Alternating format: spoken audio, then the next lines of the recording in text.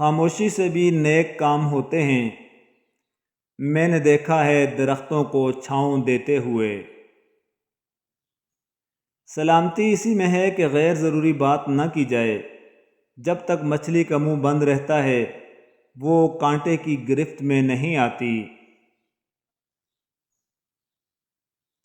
رشتے اور تعلق نبھانا ایک فن ہے جس کے لیے دولت کی نہیں، محض احساس کی ضرورت ہوتی ہے۔ اگر یہ طے ہے کہ جو دیا ہے وہ لوٹ کر آئے گا تو کیوں نہ پھر صرف دعائیں ہی دی جائیں۔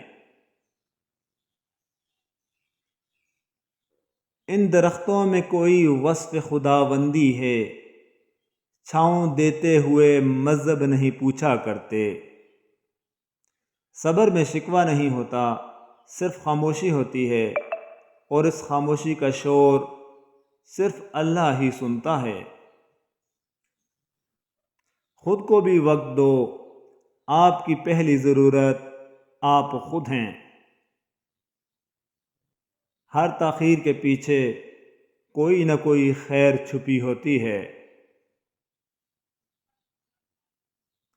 عورت کو تو جنگ میں قتل کرنے کی اجازت نہیں، تم لوگ اس کو محبت میں مار دیتے ہو۔ حاصل کو تقسیم کرو، عطا کی بارش ہوگی۔ دراصل جو مقام شکوہ ہے وہی مقام صبر ہے۔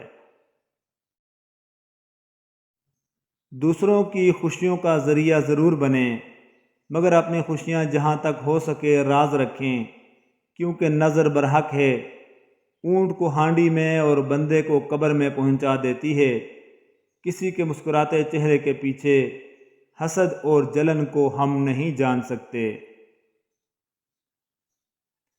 کچھ رشتے، کچھ تعلق ایسے پرندوں جیسے ہوتے ہیں جو کھلے دروازے دیکھ کر بھی نہیں اڑتے۔ بہترین کی خواہش تو سبھی کرتے ہیں، مگر بہترین پانے کے لیے بہترین بننا بھی پڑتا ہے، کیونکہ پاک تو پاکیزہ کو ہی ملتا ہے۔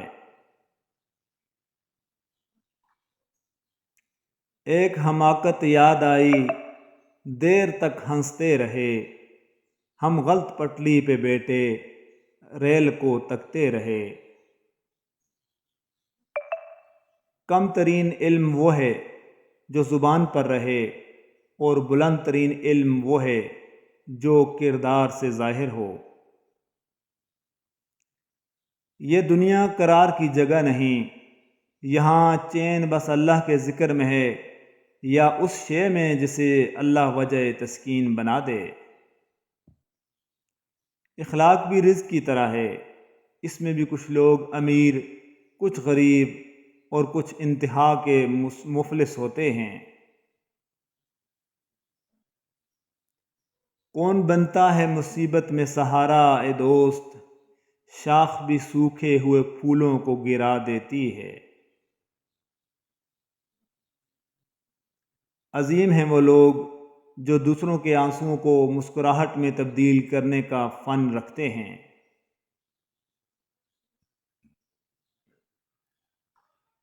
حسد وہ دیمک ہے جو اپنے پالنے والے کو ہی اندر سے کھوکھلا کر دیتا ہے۔